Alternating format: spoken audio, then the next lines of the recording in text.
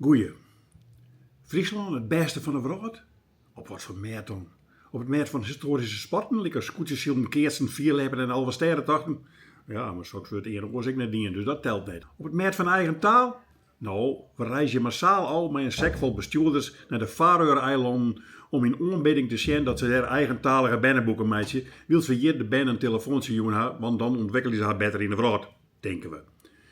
We zongen wel dat we het beste land van hier binnen, maar dat docht elk van zijn eigen land. En die nationalisme staan we gelukkig nog lang net boppen in de wereld. Friesland stier van de week liep wel eens op een congres in Brazilië op Noemeringen. Waarom we daar winnen als onafhankelijke staat, dat weten we net. Woon we net weten, want we staan op in. We zijn het beste land van hier in circulaire economie. De hele wereld had hier opgegeven tijd alles wat net meer neder weer voortsmieten. En wij vriezen door dat net meer als eerbesloepers hellen wij ek uit de rotzooi wij wat we nog broeken kennen. We komen met name met de krans om een nek er omrin. De afvalverwerking had hem in de tijd vrijvochten van de oerheid en had er een bedrijf van maken. Dat verzet het nou aan ons wijsmieten van wordt.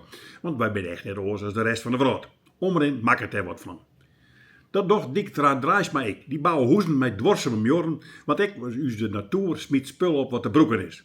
En eens is het al net meer circulair, want we plantsen nu ook die vezels. Maar dat is dwarser als hout en stien, dus enkel weten we nog net hoe lang die morgen steen blijven. Maar dat konden ze in Brazilië niet schillen. En wat gaan wij er als borgers aan? Nou, wij organiseren al je feestjes en vregen dan Dijkstra Draaisma om sponsor te werden. En die golle man smiet de oer al geld in. En dat is pas echt een circulaire economie.